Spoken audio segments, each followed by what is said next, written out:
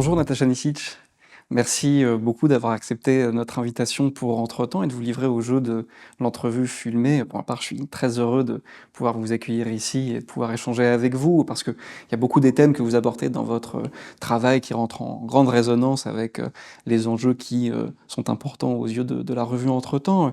Pour celles et ceux qui ne vous connaîtraient pas, Natacha, vous êtes donc artiste et réalisatrice. Vous travaillez en grande partie sur le médium filmique, photographique, mais aussi sur le dessin. Plus récemment, on aura l'occasion d'en parler longuement. Vous avez récemment été récompensé pour votre travail avec la mise en forme d'une plateforme intitulée The Crown Letter pendant la pandémie de Covid-19 qui visait à aider la visibilité des artistes féminines pendant les confinements successifs à l'international dans les différents pays dont elles proviennent. La raison pour laquelle, Natacha, nous souhaitions échanger avec vous aujourd'hui, c'est que dans une grande partie de votre travail artistique, parmi d'autres, c'est une de ses caractéristiques, vous vous confrontez à des événements, à des moments historiques, à des événements qui ont fait date et qui ont lieu, disons, à deux titres d'événements en lien avec, disons, les catastrophes et les désastres, mais aussi par rapport à une catastrophe en particulier du XXIe siècle, celle qui a frappé la centrale nucléaire de Fukushima et la région de Fukushima. À l'heure actuelle, au Musée d'Art moderne de Paris, sont exposés 3 dessins que vous avez réalisés dans le cadre d'une longue série qui s'intitule Fukushima, exposée dans une exposition intitulée L'âge atomique. Et j'aimerais que vous puissiez revenir à partir de cette œuvre peut-être sur, disons, le dialogue que vous entretenez avec ces événements historiques, avec la continuité de leur présence dans le temps, leur marque continue jusqu'à aujourd'hui, et comment vous, en tant qu'artiste, vous envisagez cette relation, cette prise avec l'événement. Alors la question est vaste, je vous remercie en tout cas de cette invitation. Écoutez, donc en ce qui concerne Fukushima, peut-être il y a plusieurs façons d'envisager les choses. Tout d'abord, lorsque la catastrophe est advenue, elle résonnait naturellement en tant qu'événement et par la puissance et voilà l'extrême danger qui était à l'œuvre. Elle a résonné aussi avec une œuvre antérieure que j'avais réalisée quelques années auparavant, dont le nom est E. E, parce qu'en japonais, E, ça veut dire l'image, et puis E comme earthquake. Et ce fameux earthquake avait eu lieu en 2008 dans une région qui était exactement à la latitude de Fukushima, mais au centre du Japon, à Kurihama. Et c'est à ce moment-là que j'avais fait une œuvre qui mettait en scène, en espace, en mots, en images, enfin en tout cas qui tentait d'appréhender une forme de relation entre le visible et l'invisible de la catastrophe. C'est-à-dire que à ce moment-là, ce tremblement de terre qui était très important, qui était à l'échelle, je crois, 7,3 ou 4 de Richter, avait littéralement bouleversé le paysage, de telle sorte qu'il avait créé une faille gigantesque à l'intérieur d'un massif montagneux. Il avait donc, cette catastrophe était visible, c'était comme si le paysage parlait, hein. On dépassait cette fameuse indifférence du paysage et c'était à travers le paysage et ces multiples transformations et l'effroi qu'il générait à cette vue et de l'extraordinaire beauté, donc il y a une part de sublime aussi quand on est dans ces lieux, que je pouvais évoquer la place des hommes et la place des récits. Et à ce moment-là, je me sentais aussi assez libre de le faire puisque il y avait eu très peu de décès. C'était une catastrophe d'ordre comme ça écologique, mais qui n'engendrait pas de catastrophe humaine. Évidemment, lorsque Fukushima est arrivé, on était dans une échelle et dans des conséquences qui n'avaient plus rien à voir, puisque il ne s'agissait donc pas d'une seule catastrophe, mais de 3, puisqu'il y a d'abord un premier tremblement de terre, ensuite un tsunami, et une autre qui se greffe, qui est le danger nucléaire. Et donc cet agencement déjà est différent, et les registres de visibilité le sont aussi, puisque de la catastrophe, évidemment, tremblement de terre et tsunami, nous avons tous malheureusement, enfin, été spectateurs de ces images bouleversantes de territoires submergés, etc. Mais en ce qui concerne le nucléaire, évidemment, on se retrouve devant une impasse ou devant quelque chose qui doit faire fonctionner une autre relation au réel, une autre relation à la représentation, au danger et à la façon de le représenter et aussi de s'en protéger. Ou en tout cas, quelle place avons-nous vis-à-vis de ça et comment le raconter. Donc, je me retrouvais face à une autre question. Et évidemment aussi, l'impact me rappelait plus les travaux antérieurs que j'avais réalisés, notamment sur la Shoah, où il s'agit, évidemment là, le chiffre est moindre, mais quand même d'une mortalité de masse. Et donc on a affaire aussi à quelque chose de l'ordre d'un deuil massif à une très grande échelle. Et faire une œuvre dans un contexte comme celui-là n'a pas du tout le même ordre, la même raison symbolique, la même place, la même raison d'être regardée aussi. Et donc il fallait trouver des formes différentes de cette première qui était plus complexe, diffractée, avec 3 écrans.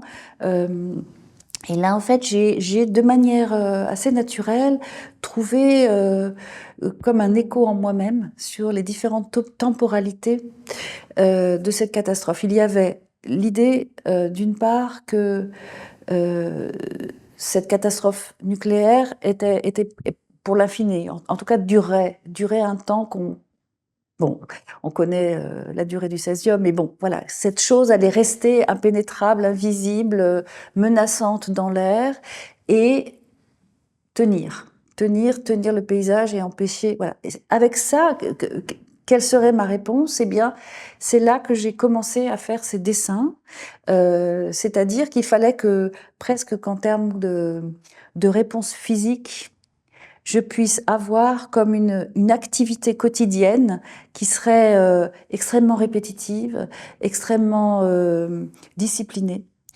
comme une forme de résistance à long terme, à petite échelle humaine, comme on doit et s'habituer et résister à quelque chose qui va rester, avec lequel il va falloir... voilà. Et donc j'ai commencé à dessiner sur ces longs rouleaux, puisque évidemment j'étais au Japon et je suis absolument fan évidemment de tous les grands rouleaux historiques qui racontent des sagas, etc. Donc j'avais envie d'être dans cette temporalité aussi du rouleau qui se déploie, sachant que quand je dessine, il n'y a pas d'avant, pas d'après, ça me laisse une très grande liberté, comme ça, qui se déploie aussi dans l'horizontalité. Donc aussi là, une écriture du temps euh, qui se matérialise dans le papier. Et puis, en ce qui concerne donc la technique, eh ben j'ai choisi ces crayons métallisés, donc une petite gamme de seulement 12 crayons, qui est extrêmement restreinte et qui là aussi a un petit caractère à la fois beau, effrayant et qui scintille un petit peu à l'œil. Un peu, évidemment, je pensais à la radioactivité, à la fluorescence, à ces questions-là. Et les sources d'images, en fait, ont commencé à être collectées dans le temps, puisque j'ai rassemblé toutes sortes d'images dans lesquelles, et c'était l'idée, les personnes représentées n'avaient pas de visage et un corps qui serait toujours enveloppé à l'intérieur de ces fameuses combinaisons et masques de protection, qui sont en fait les images iconiques de n'importe quelle catastrophe maintenant. Que ce soit des gens qui nous sauvent, qui nous protègent, qui viennent nous sauver des personnes après un tremblement de terre.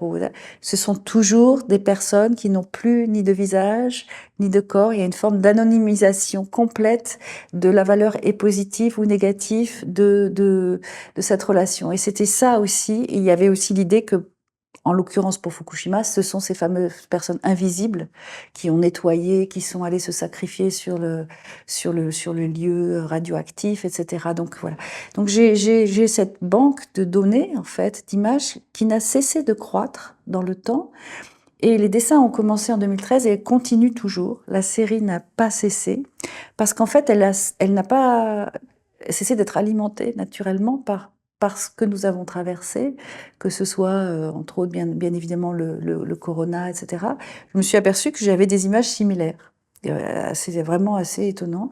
Et donc, je pouvais, sans difficulté, glisser d'un élément à un autre et fabriquer ces espèces de paysages humains et un peu suspendus et avec des thématiques que à chaque fois je dresse dans le temps, en fait, en résonance permanente.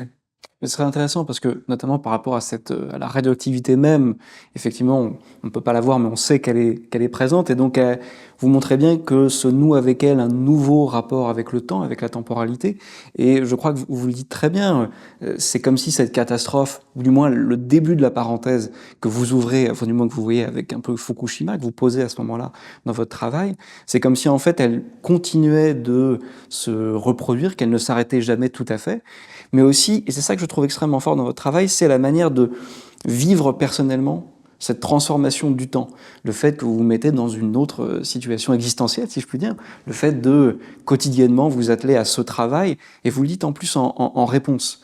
Je trouve assez intéressant le fait que votre entreprise, si je puis dire, artistique à ce moment-là, est un peu une réaction, du moins une sorte d'acte même de résistance, vous avez dit, le fait de vous poser vis-à-vis du désastre comme quelqu'un, ou du moins une artiste qui cherche à y répondre, à produire un geste pour mieux le saisir, pour mieux le retranscrire, ou pour lui donner peut-être une visibilité, un regard auquel on n'aurait pas forcément pensé. En fait, l'aspect physique, l'aspect concret comme ça est très important et je le mesure et je le mets en acte de manière différente. Et souvent aussi, à l'intérieur de ma pratique, il y a un jeu de relations. Par exemple, j'ai mis en œuvre les dessins, donc c'est cette relation quotidienne et puis le fait que finalement ces rouleaux sont très transportables, ils sont légers, enfin voilà, j'ai pas de contraintes pratiquement.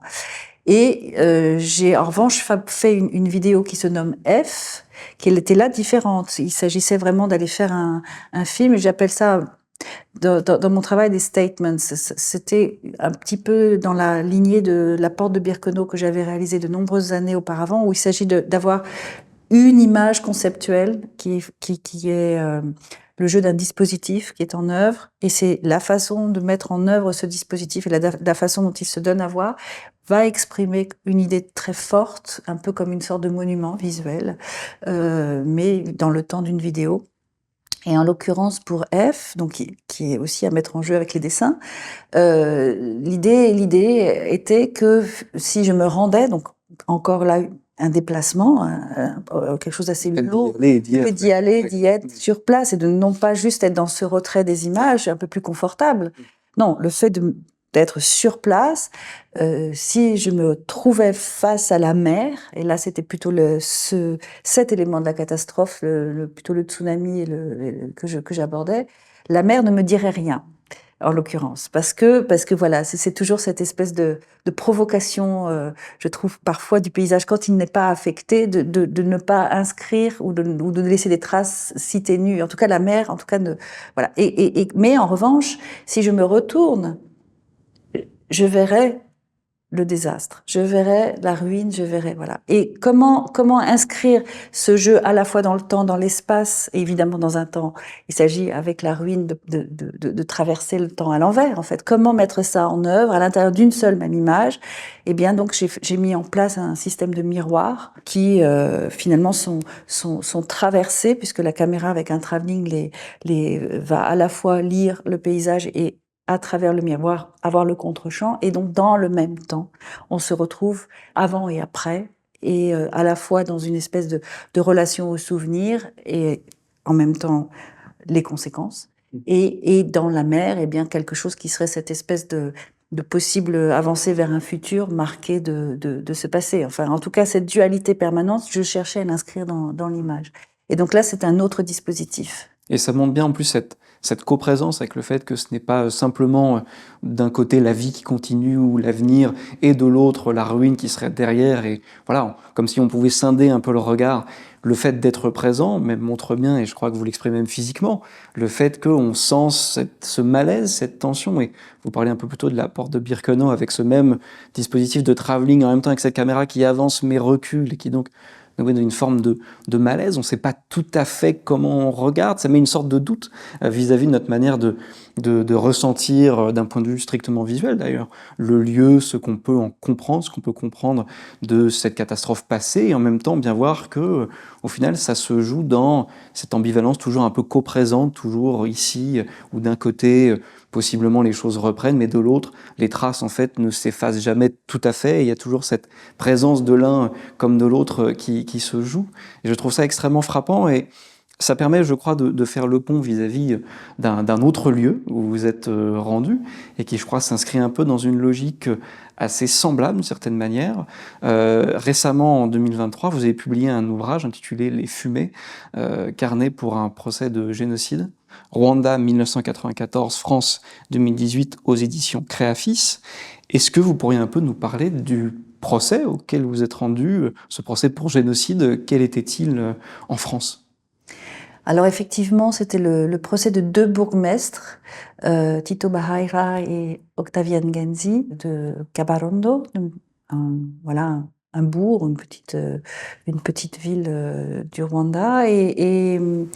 Alors, je dois dire que, contrairement à Fukushima où quelque chose s'est passé, et là j'avais un projet assez précis, je m'y suis rendue au procès sans avoir forcément encore une idée très claire à la fois de la raison de ma présence. J'y allais aussi comme artiste, mais aussi peut-être comme citoyenne, ou comme, voilà, pour assister, et puis évidemment pour tenter de comprendre. Il y avait l'aspect pédagogique d'un procès pour l'histoire, enfin voilà. Une curiosité vis-à-vis de ce dispositif assez étonnant et Et charmant. Mais... voilà, comment ça fonctionne, la scène dans la scène, etc. Et en fait, immédiatement, à la fois par l'incroyable présence, violence aussi des éléments qui ont été à l'œuvre à l'intérieur du procès, il fallait que je réagisse. Et ma réaction, puisque je ne pouvais ni filmer ni enregistrer, a été de saisir quelque chose, à la fois de ces corps et de ces postures et de ces regards et de cette scène, en fait. Hein. C'est l'aspect très cinématographique aussi du procès qui me marquait. Et des paroles que j'avais aussi, qui résonnaient avec des travaux de Charles Reznikov, qui est un poète avec lequel j'ai vraiment qui m'a beaucoup accompagné dans mon travail. Et donc, en saisissant comme ça des fragments de choses ou d'idées très fortes, il me semblait que j'allais avoir une relation un peu métonymique, une partie pour le tout, que ça me permettrait comme ça de montrer combien c'était frappant. Et donc j'ai entamé cette série de dessins-textes, on va dire, hein, c'est-à-dire que la ligne du dessin a suivi les fragments de texte que je prenais, et ainsi de suite, au cours du procès, et de telle sorte qu'à la fin j'avais un ensemble assez conséquent de plus de 350 dessins, qui, sans que je m'en sois parfaitement rendu compte, me permettait de retracer comme cette double histoire, celle du procès lui-même, comme évidemment des fragments de compréhension des enjeux, voilà, du génocide. Alors, ce qui était aussi intéressant, c'était que dans l'ensemble du procès, j'ai suivi tout autant les paroles des victimes, des rescapés, que celles des avocats de la défense des 2 accusés. Et donc, j'ai partie et contrepartie, enfin, à l'intérieur du livre. C'était une question qui s'est posée. Comment, est-ce qu'on met tout? Est-ce que, non, on accuse comme ça, vraiment et le dessin et les textes serviraient à ça, à donner la parole à ces victimes? Ou bien est-ce que non, je parle de ce procès en entier? Et qu'est-ce que c'est que faire un procès en France maintenant? Et d'où le titre, Les Fumées. Peut-être nous expliquer pourquoi ce titre qui peut sembler un peu étonnant, et en fait en quoi il explique, enfin du moins c'est un extrait de la parole d'un des accusés qui, quand on lui a demandé s'il avait vu le génocide se dérouler dans sa commune, a expliqué qu'il n'avait vu que des fumées. Peut-être que vous pouvez nous expliquer un peu plus Oui, ce qu'il voulait dire. ça a été un moment extrêmement... La salle a réagi, enfin il y a eu comme ça une espèce de mouvement dans le public incroyable, puisqu'effectivement, voilà, on décrit voilà, un peu plus loin, l'église est en train de brûler, etc. Et on lui dit, mais alors, que faisiez-vous? Bah, j'étais dans ma bananeraie et au loin, je vois des fumées et il faisait la cuisine. Et voilà, cette mauvaise foi était tellement insupportable, ce déni absolu. Voilà, du génocide, que c'en est resté, je crois, le point, pour moi, un des points importants du procès. Et puis en même temps, les fumées, bah, c'est toute cette ambiguïté aussi de ce qui reste, de ce qu'on peut voir, de ce qu'on peut pas voir, des signes, etc. Donc ça amène aussi un autre élément, enfin en tout cas, qui est que une fois que le livre a été édité, j'avais conscience de son côté lacunaire aussi. Ça n'est pas de l'histoire. Hélène Dumas était là. Qui a écrit un texte notamment dans ce livre, qui est Voilà, chargé de recherche CNRS sur le génocide des Tutsis. Oui. va avoir une vision plus conséquente. C'est-à-dire, j'assume là encore une fois oui, l'aspect un peu parcellaire, lacunaire, qui forme une forme d'extrême densité. Le livre est très gros, qui à la fois attire et repousse. Et c'est là encore une relation à l'histoire. C'est-à-dire, c'est presque encore physique. On est face à quelque chose qui attire et repousse. Attire parce que c'est tellement incompréhensible que quelque chose nous amène à nous tendre vers, et en même temps, c'est insaisissable, et en même temps, comment va-t-on faire? Et surtout que la scène judiciaire, comme vous la décrivez, et quand vous dites cette tension entre le récit des victimes qui ont vécu ou qui veulent dire la vérité, et de l'autre côté, la position des accusés, on n'est pas là face seulement à un silence. On est là dans une tension de l'histoire qui n'est pas seulement entre le dire et le non-dit, mais entre le dire et le refus, ou la résistance même à cela, entre le fait de dire l'histoire dans le prétoire et en même temps de la nier du côté de certains témoins, du côté de certains accusés, notamment, vous l'avez cité, Tito Barreira, et dans une situation encore plus difficile que dans le cadre du procès, cet examen-là, il est pris à égalité, d'une certaine manière. Il n'y a pas de manière de trancher, il faut écouter chacune des parties, et donc le jugement sur ce qu'est la vérité et ce qui ne l'est pas est ici réduit à, du moins réduit, c'est la règle, c'est ainsi que ça fonctionne, à un débat, et je crois que c'est d'autant plus fort que vous vous attardez beaucoup sur les paroles, et je crois que c'est quelque chose de très puissant dans cet ouvrage et dans vos carnets de dessins, parce qu'il y a effectivement ces dessins dont on pourra continuer de parler, mais aussi toutes les paroles. Vous parlez du fait que vous avez pris en note beaucoup des choses qui parfois venaient avec une certaine rapidité, parce que évidemment les choses vont très vite, on n'a pas le temps, on ne peut pas être sténographe quand on prend en plus des dessins, j'imagine, donc c'était difficile de retranscrire le procès en intégralité, mais vous saisissez par-ci par-là des phrases, des morceaux d'arguments de défense d'un accusé notamment, ou alors du récit d'une victime qui donne une date, une heure, un fait précis, d'un avocat qui explique une partie de la procédure. Et tout ceci, vous essayez de l'expliquer, et je crois que ça fait toute la singularité de cet ouvrage, qu'il y a bien sûr le procès, que c'est un ouvrage sur un procès, mais que plus encore, c'est aussi un livre et un travail qui parle directement du génocide des Tutsis au Rwanda, en tant que, vous avez dit le mot, la violence.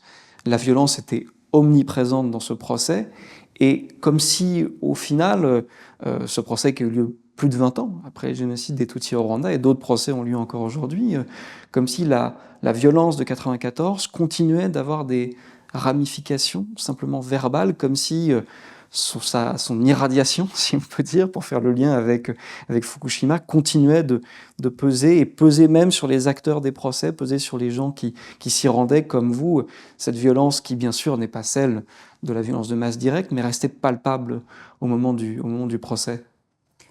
Il y a en fait, peut-être mon mot va être un peu fort, mais il y a des situations qui sont, en tout cas pour un spectateur, et j'imagine par exemple pour une victime qui se trouve comme ça, sous les feux de la rampe, au cœur de l'entretien, de l'interrogatoire, parce que c'est de cet ordre aussi, quelque chose de presque scandaleux. Parce que certaines victimes vont raconter des faits plus ou moins déformés avec le temps, enfin qu'importe. Mais la violence de l'adresse qui leur est faite de la part des avocats de la défense, et cette volonté de négation et cette façon de fabriquer des vérités parallèles me semblait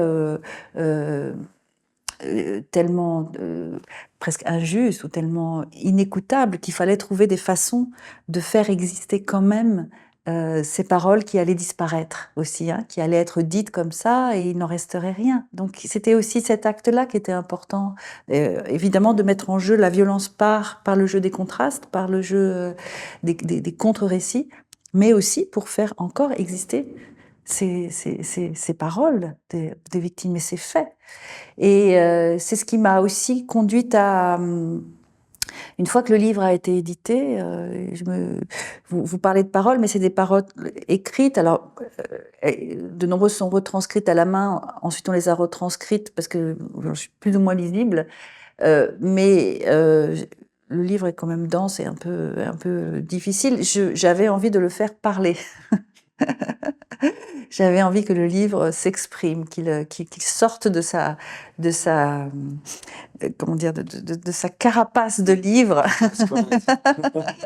et qu'il puisse encore faire revivre d'une certaine manière ce que vous évoquez là, c'est-à-dire ce jeu de cette violence qui à la fois est palpable, mais aussi qui doit sortir. Il y a quelque chose aussi d'exutoire. À partir du moment où on remet en scène, où on remet en espace, un petit peu comme la pièce Rwanda 94, il y a une fonction là, quasi théâtrale du texte du procès que je voulais activer après le livre. Hein.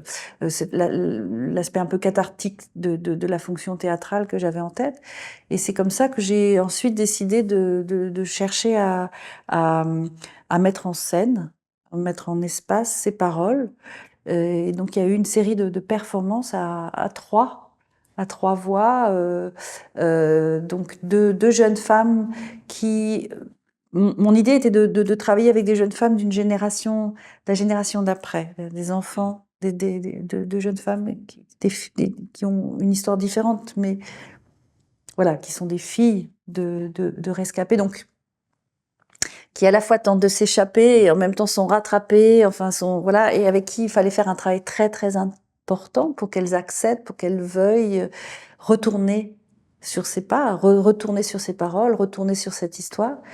Et donc on a mis et donc ces trois voix. Moi je fais tout ce qui est de l'ordre de la justice et elle, l'une d'elles a pris le rôle des deux bourreaux et l'autre a pris le rôle de tous les témoins, que ce soit les témoins victimes, mais aussi ces fameux témoins de circonstances dans les procès, etc. Voilà. Donc j'ai eu cette envie une fois que ce livre a été édité de le faire vivre encore. Mais c'est intéressant parce que donc vous étiez présent sur cette scène judiciaire, enfin du moins à côté de cette scène judiciaire en tant que spectatrice, vous avez consigné les dessins et consigné comme une archive un peu de cet événement, et ensuite vous faites revivre sur scène, alors pas tout à fait de manière théâtrale, mais par performance, vous faites revivre ses dires et ses propos. Vous avez parlé de la performance que vous avez organisée, qui a eu lieu notamment plusieurs reprises au Centre Pompidou ainsi qu'au Palais Chaillot en mai 2024. À ce que j'ai compris, vous avez aussi fait cette performance au Rwanda cette année 2024, qui est en plus une année très importante parce qu'elle est celle du 30e anniversaire du génocide des Tutsis au Rwanda. Donc. Et je voulais savoir comment est-ce que le fait d'aller, si je puis dire, rendre le procès ou rendre un peu cet événement au Rwanda, parce que c'est une situation, c'est des procès en France pour des raisons un peu complexes, qui sont jugés parce que les prévenus se trouvent en France au moment de leur interpellation et pour des faits tellement graves qu'ils peuvent être jugés en France, mais la France refuse de les extrader. Donc ce sont des procès un peu entre France et Rwanda, mais surtout la France. Et en amenant cette performance et ce livre au Rwanda, j'imagine que pour vous, il y a eu cette impression peut-être de jouer le rôle de passeur, d'une certaine manière? Alors effectivement, moi je ne savais pas du tout comment j'allais être reçue, comment le livre allait être reçu ou perçu ou compris. Alors la performance a eu lieu effectivement au mois d'avril, hein, vraiment au cœur des commémorations pour l'anniversaire, mais elle était extrêmement, extrêmement forte, puisque là, il y avait on était 8 à se répartir des paroles, etc. Donc, et donc, il y avait que des Rwandais, des jeunes gens, des gens un peu plus âgés, etc. Donc, il y avait une circulation de la parole qui était quand même très forte. Mais la réception a été à la fois très positive et même aussi parfois un peu violente. Dans les choses violentes, ils m'ont été reproché le fait de faire parler les bourreaux. Dans l'assemblée, il y avait des femmes qui étaient d'anciennes rescapées, qui n'ont pas supporté d'entendre cette négation encore mise en scène. Et ça m'a été reproché. Ça veut dire que la question même du procès ne fonctionnait pas. Les choses étaient, il s'agissait plus non pas d'un débat qui était sur une scène, mais des paroles telles quelles, livrées, et qui n'avaient pas perdu une once De leur violence. et elles étaient pour elles comme de nouveau jetées en pâture. Et donc ça, pour moi, c'était à la fois une forme d'échec et aussi peut-être une question qui était posée, en tout cas de nouveau un débat qui était à l'œuvre, très très très passionnant, très intéressant. D'autre part, effectivement, la question de ces procès en France a été posée. Je me suis rendu compte que pour vraiment de nombreuses personnes de cette assemblée, de gens qui ont assisté à la performance, c'était quelque chose de presque inconnu, en fait, ou en tout cas qui ne faisait pas partie du tout de leur relation au génocide et à son histoire et au jugement, puisque ce qu'ils avaient en mémoire, c'était les gachachas, donc les tribunaux populaires qui ont eu lieu ultérieurement, et c'était pour eux, voilà, le lieu, le moment où justice a été faite. Et cette justice européenne, cette justice française n'était pas du tout dans leur périmètre de pensée de cet après. Je ne regrette vraiment pas. Ça a été pour moi comme aussi un moment de vérité. Un petit peu comme je vous ai dit que Fukushima, il fallait que j'aille sur place et que je saisisse, que je sois là le jour. C'était encore l'anniversaire. Enfin, voilà, c'était un moment très fort. Là, le fait de rendre les dessins, de rendre la parole là où elle devait être, ça a été un moment de vérité par rapport à l'œuvre. Elle devait être vue, entendue par ceux qui étaient concernés. Je ne pouvais pas ne pas le faire. Pour rester sur la question du temps, vous l'avez expliqué, vous avez demandé à des comédiennes et comédiens jeunes qui ne font pas partie de la génération qui a vécu le génocide, mais de celle d'après ou même de juste après. Et donc cette question reste très présente et j'imagine qu'au Rwanda aussi, dans un pays qui voilà, est un pays extrêmement jeune où on a une très grande partie de la population qui n'a pas connu cette époque, mais pour qui elle reste, du moins cette histoire reste à vif ou profondément présente, plus qu'à vif d'ailleurs. Comment est-ce que les comédiennes et comédiens, notamment les jeunes avec qui vous avez travaillé, se sont ou non approprié ces paroles et ces récits, ce rôle-là qu'ils devaient jouer, ce qui n'est pas anodin, en tant que ce rôle s'inscrivait ou non dans leur histoire, comment ils pouvaient la reprendre pour faire histoire avec, ou si elle semblait, comme vous le disiez, comme une sorte de marge, d'un lieu de justice et de mémoire plus français qui n'était au final lié à l'histoire du génocide des Tutsis telle quelle, au Rwanda telle qu'elle s'écrit et telle qu'elle se vit aujourd'hui. Du côté donc des jeunes gens, donc c'était pas forcément des acteurs professionnels, c'était des artistes ou des danseurs, enfin en tout cas des gens qui étaient intéressés par cette idée de performer. C'était très différent. À aucun moment de leur côté j'ai senti qu'il s'agissait de quelque chose qui avait un écart avec la France, mais ils ont pris en fait, quand on a lu pour la première fois ensemble le texte, ça a été très très difficile. Ça, je l'avais déjà vécu en France. Il a fallu plusieurs jours. C'est en semaines que ça se compte. Et c'était impossible de lire ce texte dans une continuité d'un certain temps. Parce que les paroles sont trop difficiles, c'est trop violent. L'incarnation de ces bourreaux, de ces victimes est là. Et chacun l'a pris pour soi, en fait, comme résonnant avec sa propre histoire. Il y avait effectivement pas mal de jeunes gens qui étaient aussi des enfants de rescapés, enfin voilà. Et donc le texte, il y a une résistance du texte. Je l'ai vraiment vécu.